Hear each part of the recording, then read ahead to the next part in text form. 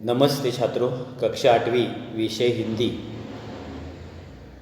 दूसरी इकाई का पाठ दो लघु कथाएँ हरि जोशी द्वारा लिखित यह दो लघु कथाएँ हैं। पहली नींव यह कथा और इसका स्वाध्याय हमने देखा है। आज हम दूसरी कथा देखने वाले हैं, जीभ का वर्चस्व। हमारे दांतों के अंदर जो जीभ है उसे जिह्वा भी हम कहते हैं। इसका दांतों पर क्या वर्चस्व है यह यहाँ पर सिद्ध किया है। देखिए, शुरुआत करते हैं। पंक्तिबद्ध और एकजुट रहने के कारण दांत बहुत दुस्साहसी हो गए थे। साहस बढ़ गया था, दुस्साहस गर्व हो गया था। एक दिन वे गर्व में चूर होकर जिह्वा से बोले। गर्व में चूर होना घमंड होना, गर्व में चूर होना घमंड होकर जिह्वा से जीभ से बोलते हैं, हम 32 घनिष्ठ मित्र हैं, एक से एक मजबूत। हम कैसे हैं? 32 है और घनिष्ठ मित्र है, एक से एक मजबूत है।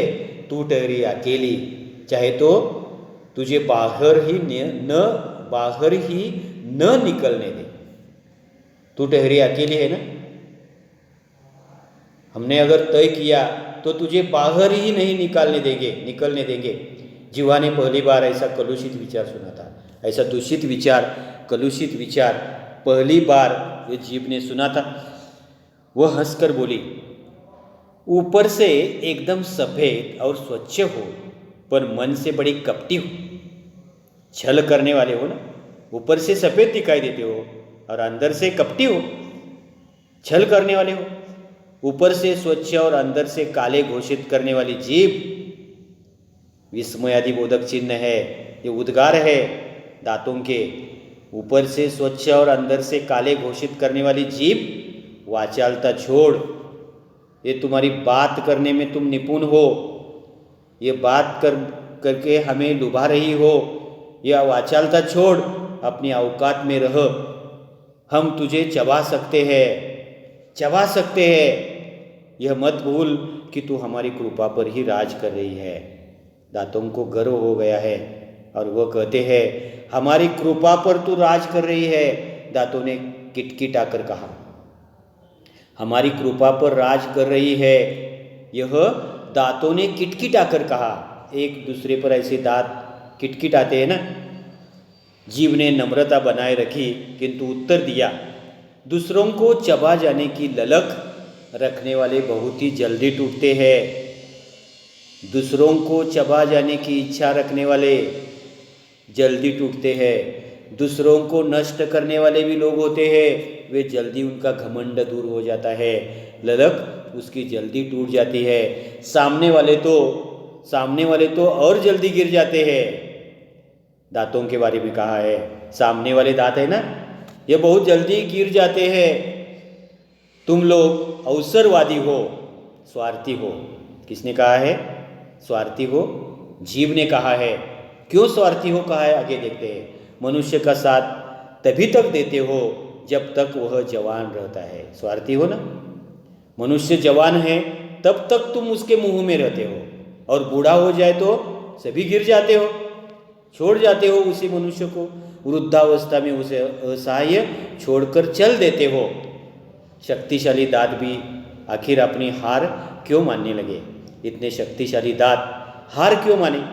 बोले, हमारी जड़ें बहुत गहरी है, उसकी जड़ें बहुत गहरी है। हमारे कड़े और नुकीलेपन के कारण बड़े बड़े हमें थर्राते हैं। भय से कांपना, बड़े बड़े हमें कांपते हैं, थर्राते हैं। जिह्वा ने विवेकपूर्ण उत्तर दिया। देखिए, विवेकपूर्ण उत्तर दिया है। तुम्हारे नुकीले या कड़वेपन का कार्यक्षेत्र मुंह के भीतर तक सीमित है। तुम नुकीले हो, तुम कड़वे हो, ठीक है, ये सारी बात मुंह के अंदर तक सीमित है। विनम्रता से कहती हूँ कि मुझ में पूरी दुनिया को प्रभावित करने और झुकाने की क्षमता है। मुझ में, जिह्वा कहती है, मुझ में दुनिया को प्रभावित करने और झुकाने की क्षमता है। हम जो बोलते हैं ना, इसी से झुक भी जाते हैं और प्रभावित भी हो जाते हैं। कोई प्रभावपूर्ण भाषण सुनकर हम प्रभावित होते हैं, है ना, विवेक हमारा जाग जाता है। यह सारी जीभ के कारण होता है। दांतों ने पुनः धमकी दी, हम सब मिलकर तुझे घेरे खड़े हैं। दांत भी मानने के तैयार नहीं है। फिर घर उन्होंने क्या किया है, धमकी दी है, हम सब मिलकर तुझे घेरे खड़े हैं।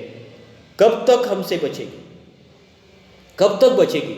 जीभ ने दांतों के घमंड को चूर करते हुए चेतावनी दी, यानी कि चेतावनी, आह्वान दिया है, यानी कि उनका घमंड चूर करना, घमंड दूर करने के लिए आह्वान दिया है।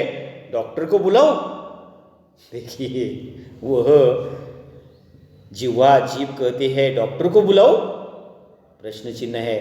दंत चिकित्सक एक एक को बाहर कर देगा, मुझे तो छुएगा भी नहीं और तुम सब बाहर दिखाई दोगे। डॉक्टर को बुलाओ क्या, एक एक को बाहर कर देगा और मुझे छुएगा तक नहीं। घमंडी दांत अब निरुत्तर थे, उनके सामने कोई उत्तर भी नहीं था, निरुत्तर थे। उन्हें कविता की यह पंक्ति याद आ गई, किसी को पसंद नहीं सकती बयान में, तभी तो दी नहीं हड्डी जबान में। किसी को पसंद नहीं सकती बयान में, यानी कि सख्ती बयान, सख्त ऐसी कड़क ऐसी चर्चा किसी को पसंद नहीं होती, इसीलिए आगे कहा है तभी तो दी नहीं हड्डी जबान में। जबान में सख्त ऐसी चीज़ है क्या, हड्डी है क्या जीभ में, नहीं है, इसीलिए नहीं दी है क्योंकि सख्ती जबान या जो कड़क होती है, ऐसी हमारी भाषा होती, मधुर होती, तो किसी को पसंद ये जीभ नहीं आती, उसमें हड्डी ही नहीं है। जैसे वह है उसी प्रकार उसकी भाषा जब निकलती रहती है। घमंडी दांतों ने आखिर जीभ का लोहा मान लिया। देखिए घमंडी दांतों ने क्या किया, उसका लोहा मान ही लिया। लोहा मानना, उसका अर्थ बताया है श्रेष्ठता को स्वीकार करना। लोहा मानना, श्रेष्ठता को स्वीकार करना। किसने लोहा माना, दांतों ने आखिर जीभ का लोहा मान लिया। दांत मान गए कि जीभ ही श्रेष्ठ है। ठीक है, यहाँ पर हम रुकते हैं। धन्यवाद।